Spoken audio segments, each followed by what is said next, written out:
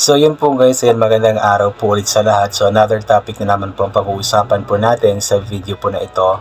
Ito po ay tungkol dun sa naikwento po ni Chris na nangyari nga po sa kanya at ng kanyang pinsan na bata, yung inaalagaan po ng kanyang lola, na lagi pong kasama ni Chris na kapag napupunta po siya dun sa farm po niya, sa bukid, ganoon po. Ano po sabi ni Chris na naging pasaway daw po ito, may sakit daw po ito tapos naligo daw sa ilog nang walang paalam. So galit na galit daw po ang papa nito at akmang papaluin na nga po, pero grabe daw po yung iyak ng bata. At si Chris na nga po, habang tinitignan nga po niya yung bata na iyak ng iyak nga po kasi baka paluin po ng kanyang papa, is parang nanikip daw po ang kanyang dibdib at hindi napigilan ni Chris na umiyak din po siya. So ibig sabihin lamang po talaga is napakalambot po ng puso ni Chris na. Sabi niya dati is parang wala siyang pakialam sa ganyan dati. Kumbaga parang napakatigas po ng puso niya dati, parang bato, pero ngayon daw po is talagang napakalambot na daw po ng puso po niya, especially pagdating sa mga bata na umiiyak, pinapalo, ganoon po. So nakakatuwa lamang po kasi sa kabila nga po ng pagiging astig ni Chris na, talaga nakikita naman po natin na astig si Chris na gumalaw.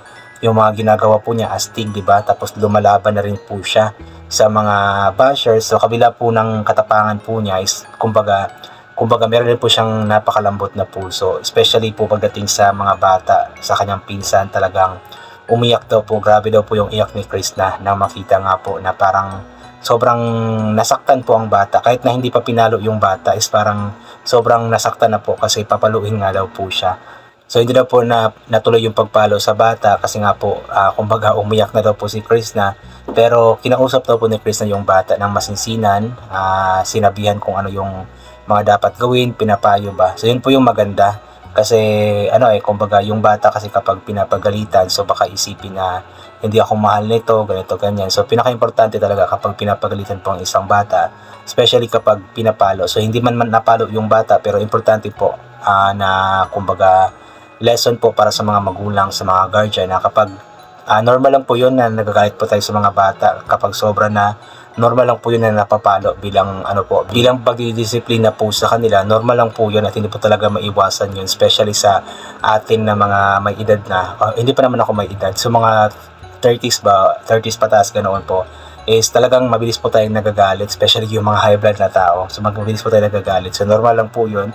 Pero sa bawat sa bawat galit po natin sa mga bata, sa bawat pagpalo po natin po, wag lang yung malakas na palo, yung normal na palo lang po, ay dapat ipaliwanag din po kung ano yung mali po nila, kung ano yung mga dapat na gawin, ganito, ganyan. Kasi yung mga bata is nakakaintindi naman po iyon. At madalas po sa mga batang napapariwara, sila po yung mga batang laging pinapagalitan ng walang dahilan. Sila yung mga bata na sinasaktan, pinapalo ng walang dahilan. So napapariwara po yung mga ganoon. So yung mga bata po na napapalo, na pinagsasabihan ng mga mabuting gawain, mabuting asal, ganito, ganyan, pinapayuhan, sila po yung mga bata na sa paglaki talagang nagiging successful po kasi kumbaga nasusunod po nila yung mga itinuturo sa kanila, yung mga pinapayo po sa kanila. Kaya tamang-tama po yung ginawa ni Chris na kinausap po niya na masinsinan ang kanyang pinsan, pinayuhan po ng mga dapat na gawin, ganito, ganyan. Kasi yun nga, malaking bagay yun sa bata. Siguro isa yun sa reason kung bakit nga ba sobrang close din po ni Chris na, or ng mga pinsan ni Chris na sa kanya, kasi si Chris na kasi yung klase ng tao din po na malapitin po sa mga bata. Di ba yung mga pinsan po niya kapag andun siya sa farm po niya, isang din po ang mga pinsan po niya tumutulong po sa kanya kasi nga po mabait siya sa mga bata. So lapitin din po siya ng mga bata. Maging ako po is lapitin po ako ng mga bata. Kung pansin niyo po sa mga live ko po dun sa overpass, is talagang napakarami po mga batang dumadaan doon, nanghihingi ng coins. So lapitin ako ng mga bata guys, kasi talagang nagbibigay po ako kapag meron po akong pera, talaga pinapakain po yan sila, ganoon po. Pero syempre kasabay po nun is din po, pinapayuhan ko rin po sila ng mga dapat nilang gawin, ganito, ganyan. Kahit na hindi ko mga kadugo yung mga bata, yung hindi ko kaano-ano, talagang pinapayuhan ko sila kung ano yung mga dapat nilang gawin, mga mga bagay na makakabuti nga po sa kanila. And for Krishna, ayan, very good kay Krishna kasi nga po talagang napakalambot po ng kanyang puso, sa kabila nga po ng kanyang pagiging matapang, astig, ay kumbaga ang puso po niya is napakalambot po, especially pagdating sa mga bata, especially pagdating sa kanyang mga pinsan or sa kanyang pinsan. Kaya very good job ka, Krishna, sobra kaming na-touch sa iyo. At sana wag siyang magbago. Alam ko naman hindi magbabago si Krishna kasi kapag ganoon siya palagi ay alam kong talagang mamahalin siya ng sobra ng kanyang mga pinsan, ng kanyang mga kapatid. Kasi andyan, alam nila na andyan ang Ate Krishna po nila na hindi man sa parang kinukonsinti niya ang mga bata pero andyan yung Ate Krishna nila na pinapayuhan sila ng kung anong mga dapat nilang gawin, kung anong tama nilang gawin. Ayan. So ito babasahin po natin yung ilan po sa mga komento. From Jubil Lagbo, yung soft-hearted mo, ganda talaga ang impact ni Sir Paul sa iyo kasi doon ka siguro na-motivate sa kanyang ugali na mabait. Kasi ako din accept ko umpisa nang nanonood ako sa kanya, doon din ako na-motivate. Na-realize ko na dapat talaga masarap maging isang mabuting tao sa kapwa. So possible po yun since nagkasama rin po sila ni Sir Paul sa mga mission o siguro kung ano yung kumbaga pagiging mabuti ni Sir Paul sa ibang tao. So parang ni Krista na-adapt ni Krista ba, especially yung pagiging soft-hearted po sa ibang tao, especially sa mga bata. Ganun po siguro nangyari. Salome M, parang si Mama Mary ang mukha mo dahil Krishna, bagay sa iyo ang nagpandong ng tuwalya, ganda-ganda. Pero tumululuwa ako sa kwento mo sa iyong pinsan sa napapaluin lola at papa niya. Naramdaman ko din yung lungkot mo at naawa din ako sa pinsan mo, wala pala siyang mama. Sana balang araw ay makapagtapos siya ng pag-aaral. Ganyan talaga ang bata, may katigasan ng ulo pero magmamature din po yan. Opo, ganoon naman talaga ang mga bata guys. Halos lahat po ng mga bata. Kahit nga yung mga mayayaman na mga bata, titigas nga po ng mga ulo, di ba? So normal lang po yun. At yun nga, tayong mga guardian o tayong mga mas nakakatanda sa kanila, so tayo po yung magpapayo po sa kanila para hindi po sila mapariwara. At kawawa nga po yung batang yun. Kaya andun yun sa lola po niya kasi wala yung mama. Iniwanan daw po.